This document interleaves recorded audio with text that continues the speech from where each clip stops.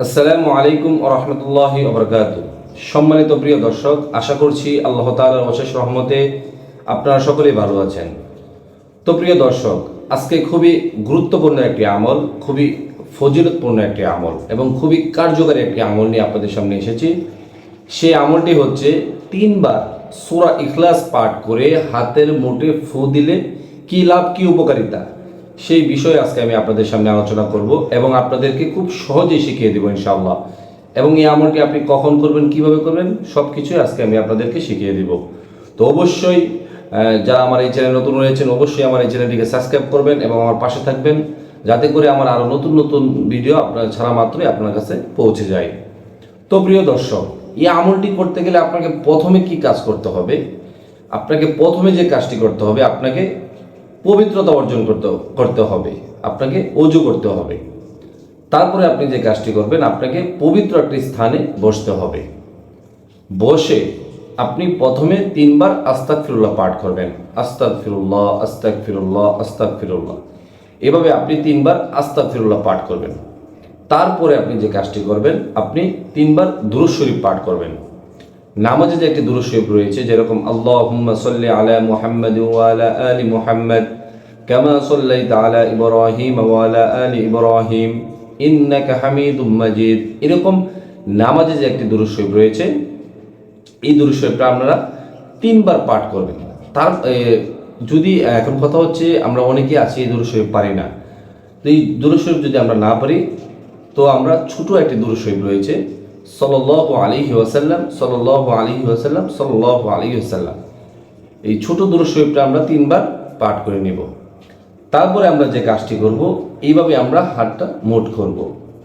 মুঠ করে আউযু বিল্লাহ এবং বিসমিল্লাহ সহকারে 3 বার সূরা ইখলাস পাঠ করব। আপনি যাকে নিয়ে এই আমলটি করতে চান, মানে যাকে নিয়ে আপনি এই আমলটি করবেন, যার উদ্দেশ্যে আপনি এই আমলটি করবেন, তার কথা স্মরণ করে আপনি একবার আপনি আউযু বিল্লাহি বিসমিল্লাহ সহকারে একবার পাঠ করবেন সূরা ইখলাস। যেরকম আউযু বিল্লাহি মিনাশ শাইতানির রাজীম, বিসমিল্লাহির রহমানির রহিম, কুল হুয়াল্লাহু আহাদ, আল্লাহুস সামাদ, লাম ইয়ালিদ ওয়া লাম ইউলাদ ওয়া লাম ইয়াকুল লাহু কুফুয়ান আহাদ। আপনি যাকে নিয়ে আমলটি করতে চান, যার উদ্দেশ্যে আপনি এই আমলটি করতে চান, অবশ্যই তার কথা স্মরণ করে সূরা ইখলাস পাঠ করে এভাবে আপনি একটু ফু দিয়ে আবার মুঠ করবেন। এভাবে আপনি 3 বার সূরাতুল ইখলাস পাঠ করবেন আউযু বিল্লাহি বিসমিল্লাহ সহকারে, এবং 3 বার 3টি ফু দিয়ে হাত এভাবে মুঠ করে রাখবেন। তো মুঠ করে রাখার পরে আপনি এভাবে 3 বার ফু দেওয়ার পরে আপনি আরও কয়েকবার দুরূদ শরীফ পাঠ করে নেবেন। এখন কথা হচ্ছে, এভাবে মুঠ করলে আমাদের কী লাভ, এই আমলটি করলে আমাদের কী লাভ এবং কী উপকারিতা।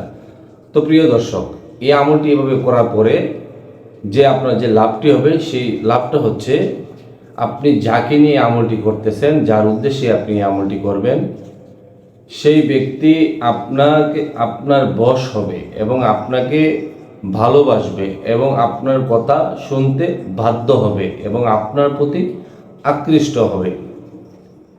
তো প্রিয় দর্শক, অবশ্যই আপনারা সকলেই আমলটি করবেন।